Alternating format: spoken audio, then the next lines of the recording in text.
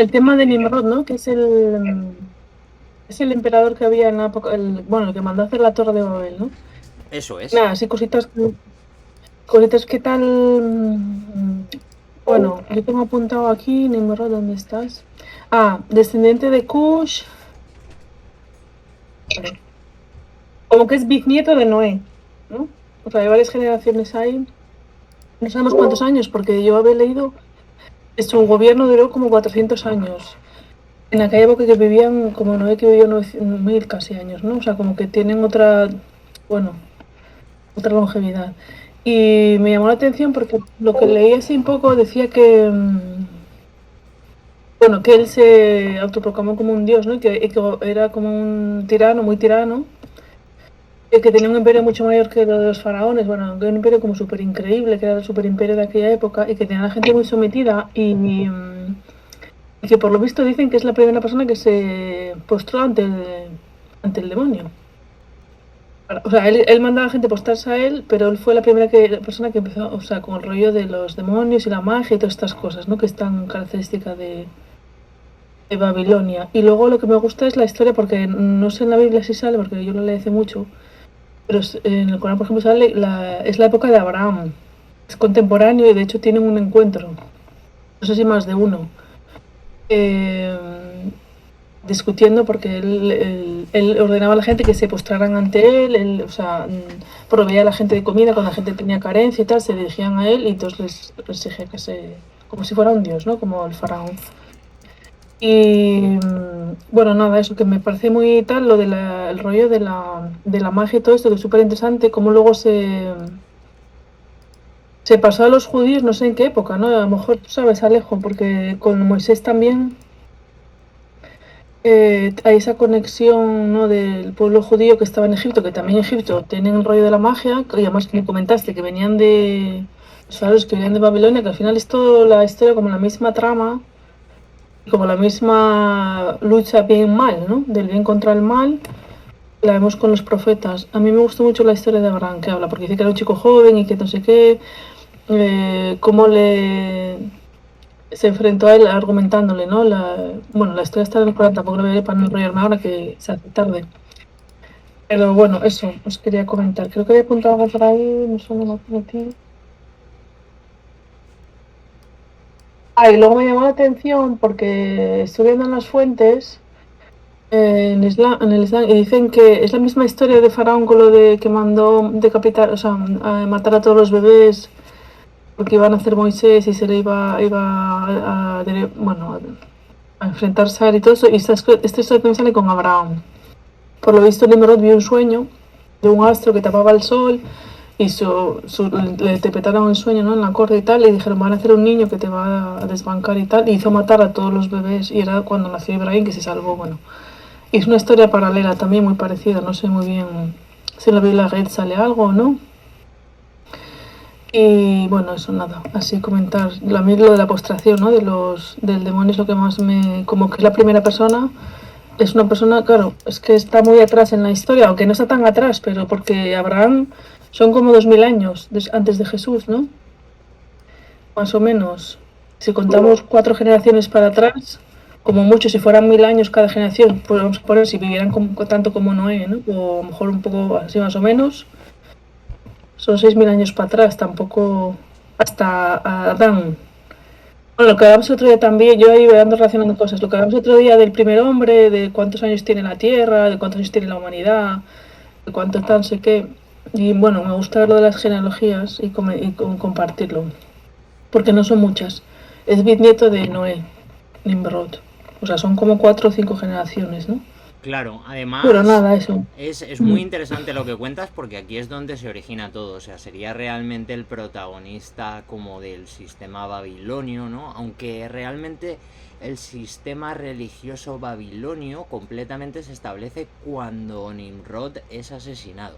Cuando Nimrod es asesinado es cuando su madre y mujer Semiramis, que ha tenido diferentes nombres también, ¿no? Como Nimrod, depende del idioma y de la cultura, cuando ella dice, bueno, dice, pues como él ahora ha muerto y ascendido al cielo, se ha convertido en Dios, y como yo soy su mujer y su madre, entonces soy madre de un dios y por lo tanto diosa suprema, ¿no? Y entonces como que ya se crea esta figura de la sacerdotisa diosa en el sistema Emperador en Dios. babilonio.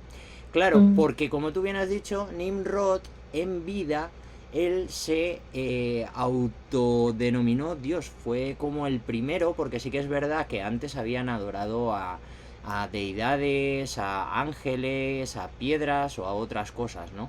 Que digamos que no eran al Dios que se supone que había que adorar. Pero sí que es verdad que Nimrod, como nos ha contado Suyud, es el primero que dice, no, que Dios soy yo.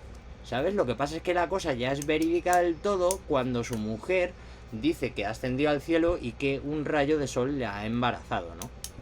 Que en la religión babilonia, es lo que os contaba, surgen las monedas porque había dos tipos de moneda. Una que era para hacer el amor con las sacerdotisas o sacerdotes rasos, y otro que era para hacerlo con el dios o sacerdote. Entonces ahí tenías que pagar monedas, digamos, de oro. Había monedas de oro y de plata, que eran como las fichas para la feria, ¿no? En plan, ¿qué quieres montar? ¿En la atracción estrella o en la Warripay? Entonces la gente cambiaba sus vacas para poder tener sexo, porque se entendía que el sexo era como un acto sagrado de creación. Entonces tú tenías que darle tu semilla a la reina, que era a su vez la diosa, o a la sacerdotisa de turno, para que quedara embarazada y con ese niño tal. Y si al contrario eras mujer y ibas allí, tenías la responsabilidad de cuidar a ese bebé que llevabas en tu interior para que cuando naciera fuera sacrificado allí luego en el propio rito babilonio, ¿no? Y es curioso porque en Gith la etimología, o sea, el nombre Nimrod es Nemrut, y Nemrut etimológicamente es algo así como el nubio. Entonces, esto coincide porque a día de hoy muchos egiptólogos están diciendo, oye, que lo de las dinastías egipcias está mal. Hay un idioma como jeroglífico que no han descifrado, que es un idioma nubio súper raro, muy antiguo, muy antiguo. Y ahí las pirámides más antiguas también del mundo están por allí, por Nubia. Nubia en aquella época era parte también de Etiopía. Entonces vemos que está todo unido, porque además aquí mismo lo vemos en Wikipedia, nos dice, como bien ha dicho Suyud, que era hijo de Kush. Entonces Kush tenía toda la zona de Kush, que era prácticamente toda África, y le da a su hijo Nemrut la zona justo que sería esa. Lo que pasa es que Nimrod, ¿qué hace? En vez de quedarse con esa zona, conquista absolutamente todo. Y se hace con el mayor imperio que ha habido en la antigüedad, que era Babilonia, y tenía conquistado absolutamente todo. Es decir, entra en guerra con sus hermanos, con sus primos, con todo el mundo. Y en la Biblia nuestra está un poco mal traducido, porque dice, Nimrod fue el primer cazador delante de Dios. Ni en hebreo ni en Gith pone delante, sino en contra. Lo que pasa es que se utiliza tanto en Gith como en hebreo, se utiliza la misma partícula, pero se entiende perfectamente la expresión. Si lo lees en hebreo o en Gith, no dice era un cazador delante de Dios, sino en contra de Dios, o sea, contra Dios, no delante de él, sino que se enfrentaba a Dios. Y eso es por lo que tú has dicho, porque fue el primero que dijo, yo soy Dios. Claro, es el primero que se pone contra Dios, que dice, no, me vais a adorar a mí, os vais a inclinar todos ante mí, como Suyud ha dicho, y el que no le hacía caso, a la hoguera. Bueno, Abraham lo quiso, es que no me acuerdo en la Biblia cómo es la historia, porque la vi hace mucho, pero Abraham sí sale que lo quería quemar, y sale una historia, cuenta toda la historia de Abraham, bueno, que descendió el ángel Gabriel, y bueno, al final no se quemó y tal, bueno. Pero es como muy fuerte, ¿no? Que, o sea, como los profetas de Dios siempre están defendiendo, como esa lucha, ¿no? Que lo vamos viendo a través de la historia, luego con Moisés también, Claro, es que está y el tema de la magia. Y luego me acuerdo, por ejemplo, cuando estás comentando las traducciones del hebreo, de tal, no sé qué, me acordé que hay un Talmud babilónico, por ejemplo, y un Talmud palestino, tengo entendido. Sí. Y el babilónico, claro, entiendo que yo no los leí, no sé si algún leíste algo, Alejo, pero entiendo que es muy diferente y que la práctica judía hoy en día, como habías comentado tú un poco, bueno, lo de la perversión de los textos, entiendo que la perversión del texto conlleva la perversión de la práctica también, o sea que habrá prácticas que hoy en día están como muy lejos del origen, ¿no? Y Sí, sí, también sí, sí, sí, sí. por ese éxodo como a Babilonia, toda esa influencia, tal, aparte de toda la cábala y todo lo chungo, ¿no? La misma práctica, tal.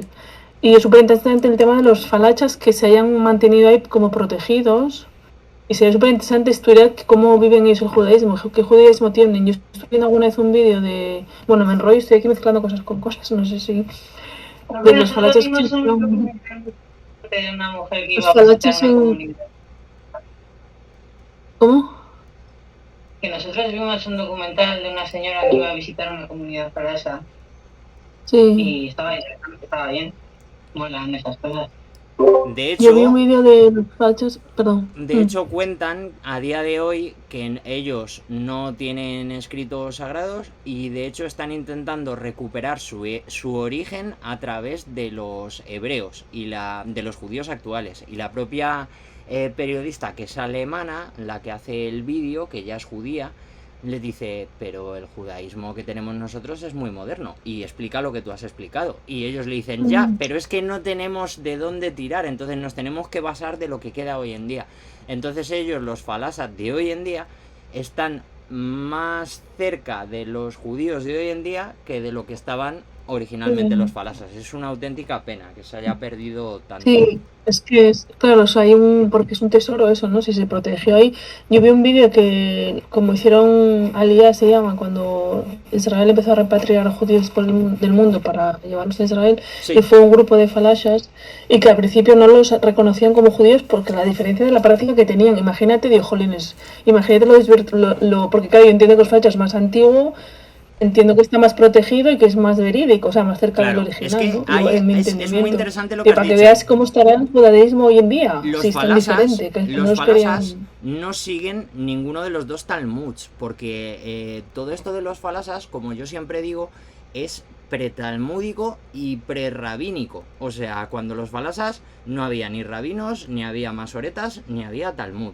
De hecho, los dos Talmud, yo me llevé una decepción porque digo, el Talmud, yo creía que solo había un Talmud, y digo, bueno, el Talmud estará escrito en hebreo. Error. Los dos Talmud están escritos en arameo.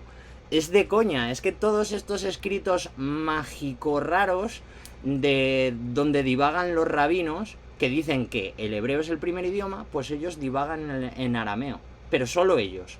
¿Sabes? Es muy curioso. Entonces, como que todos estos escritos, igual que sus interpretaciones de la Biblia, son lo que se conocen como targumes.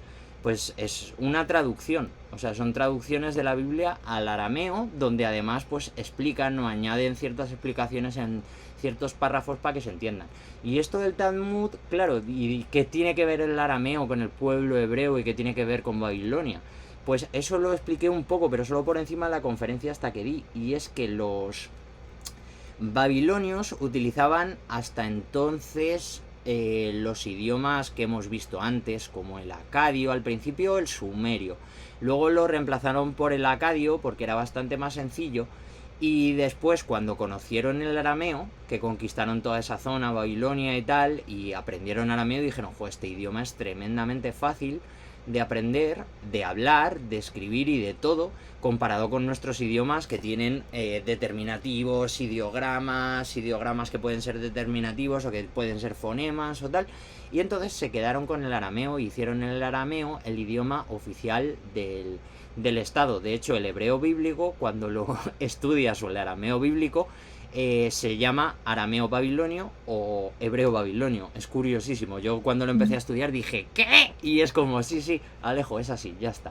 O sea, es el arameo que en la época en la que se escribió el arameo bíblico era justo cuando estaba el pueblo deportado, ¿no? Era con Ezra y era con Daniel. Entonces era en dos deportaciones. Y ahí también, con esas deportaciones, obviamente tú cuando te tiras 400 años en un sitio, pues a menos que seas muy hermético y tal, al final se va mezclando una cosa con la otra, ¿no?